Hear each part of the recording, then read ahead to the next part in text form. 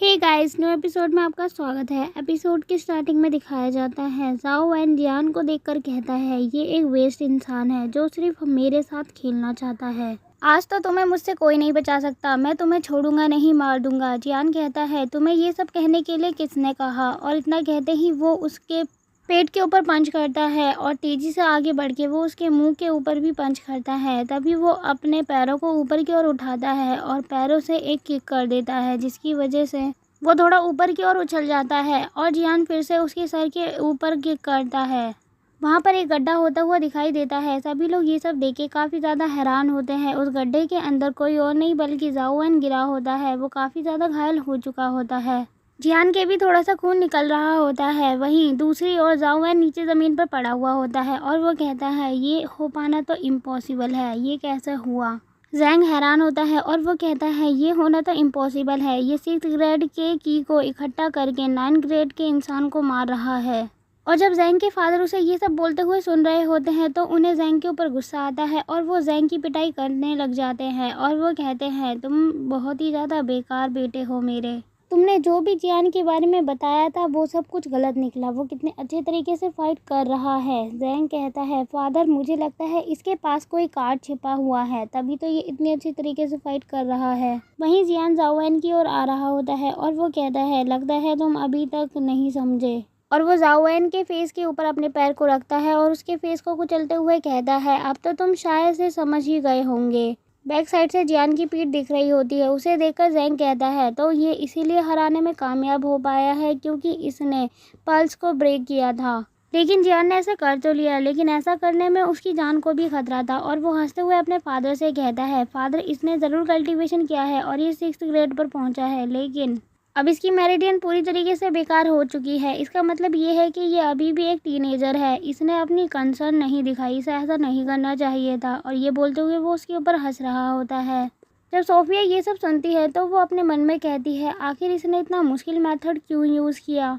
तभी Zhao van कहता है मैं तुम्हें नहीं छोड़ूंगा और वो उसके ऊपर हमला करने वाला होता है, लेकिन उससे पहले ज़ाओ वैन के ऊपर जियान हमला कर देता है। जियान ने ज़ाओ वैन को हरा दिया होता है। वहीं सोफिया कहती है ज़ाओ वैन ने फिर से रिट्रीट कर लिया है। तभी ज़ाओ वैन कहता है सोफिया से तुम मेरी वुमेन हो, मेरी ही वाइफ बनोगी। और तभी जियान कहता है सोफिया से चलो हम कंटिन्यू करते हैं। सोफिया उससे शादी करने के लिए रेडी हो जाती है। लिन ये सब देख रही होती है और वो कहती है ये ऐसा कैसे कर सकता है, ये पहले तो इतना ज़्यादा स्ट्रॉन्ग नहीं था और वैसे भी ये सोफिया के लायक नहीं है। और दिखाया जाता है वो दोनों प्रे करने लग जाते हैं और एक दूसरे से उन दोनों की शादी हो चुकी होती है। और इसके बाद ही उन दोनों को उनके कमरे में छोड़ दिया जाता है। जैसे ही वो दोनों अपने कमरे में आते हैं जियान कहता है ये मोमेंट बहुत ज़्यादा अच्छा है, यहाँ पर कैंडल जल रही है और ये रूम भी कितना ज़्यादा प्यारा है। इतना कहते ही वो सोफिया का घूंघट हटाने लग जाता है। सोफिया उससे कहती है मैं तो आज बहुत ज़्यादा सरप्राइज हो गई तुम्हारे साहस को देखकर। तुमने ज़ाओ वैन को किस तरीके से हराया, बहुत ही अच्छा तरीका था तुम्हारा, तुमने काफ़ी अच्छा काम किया है।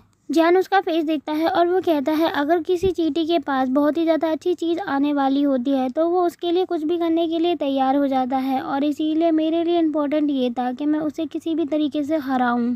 सोफिया कहती है जियान तुमने आज ज़ाओ वैन को इतना बुरी तरीके से क्यों मारा, तुम्हें पता नहीं ज़ाओ वैन की जो फैमिली है वो बहुत ज़्यादा ताकतवर है, वो तुम्हारे साथ कुछ भी कर सकती है फ्यूचर में। उसकी बात को सुनते ही जियान उसकी कमर को पकड़ता है और उसके बहुत ज़्यादा करीब आ जाता है। उसे गले से लगाते हुए कहता है मेरे लिए ये करना आज बहुत ज़्यादा ज़रूरी था क्योंकि आज हमारी वेडिंग थी और तुम्हें पता नहीं सभी लोगों की जो आंखें थी वो हमारे ऊपर ही टिकी हुई थी। अगर मैं अपनी मेरिडियन को ब्रेक नहीं करता तो शायद से मैं ज़ाओ वैन को हरा भी नहीं पाता। सोफिया कहती है तुम्हें ये करने की ज़रूरत नहीं थी, हम कुछ और ऑप्शन ट्राई करते उसे रोकने के लिए।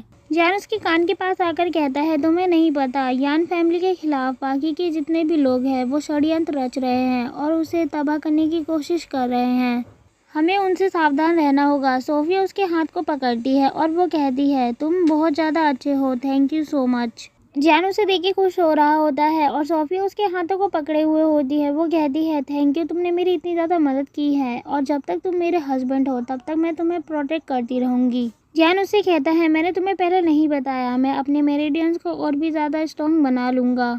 उसकी ये बात सुनते ही सोफिया उसके हाथ को छोड़ती है और पीछे मुड़ जाती है, लेकिन जियान उसके पास जाने की कोशिश कर रहा होता है। सोफिया उससे कहती है हम दोनों 1 साल एक साथ रहेंगे क्योंकि 1 ईयर तक हमारी फैमिली के ऊपर काफ़ी ज़्यादा प्रॉब्लम आ सकती है, लेकिन 1 साल बाद अगर तुम जाना चाहो तो यहाँ से जा सकते हो। मैं अपने फादर से तुम्हारे लिए बात कर लूँगी और उनसे कह दूँगी तुम्हारे यहाँ से जाने के बदले तुम्हें बहुत सारा मनी देंगे वो, और फिर तुम अपनी ज़िंदगी जीने के लिए पूरी तरीके से आज़ाद हो जाओगे। फिर जो तुम चाहो वो कर सकते हो अपनी मर्ज़ी से।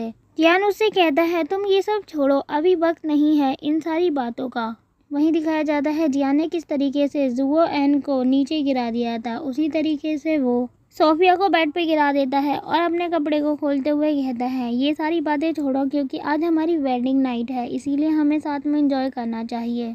और वैसे भी मेरे लिए हज़ारों डॉलर्स वेस्ट के समान ही है इस नाइट के बदले।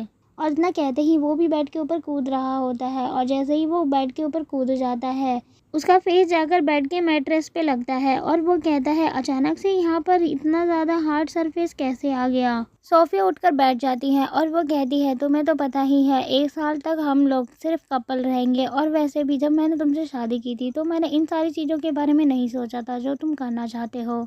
मैं अभी ये सब नहीं कर सकती, पहले मुझे तुमको पूरी तरीके से एक्सेप्ट करने दो।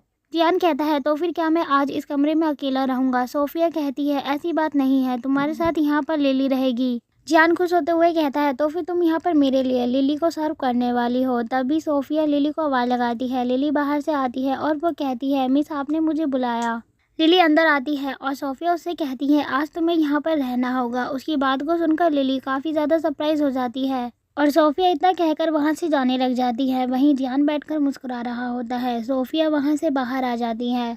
वहीं लिली जियान को देख के काफ़ी ज़्यादा घबराई होती है और वो कहती है मास्टर मेरे साथ प्लीज़ कुछ भी मत करना, लेकिन जियान उसके पीछे ही होता है और काफ़ी ज़्यादा खुश होता है और वो अपने हाथों को लिली की ओर करता है। लिली जिसकी वजह से और भी ज़्यादा डर जाती है। तभी लिली से वो कहता है तुम शांत हो जाओ, और वो उसकी पीठ के ऊपर अपने हाथों को रख के और प्रैक्टिस करने में उसकी मदद कर रहा होता है। वो कहता है जैसा तुम मुझे समझ रही हो मैं वैसा नहीं हूँ।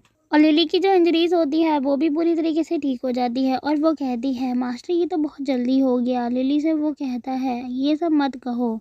जियान उसे पिल और एक बुक देते हुए कहता है इस टेक्निक का यूज़ करोगी और इस पिल को जल्दी से तुम खा लोगी तो ये तुम्हारे लिए अच्छा होगा और तुम 10 टाइम्स ज़्यादा प्रैक्टिस कर सकती हो।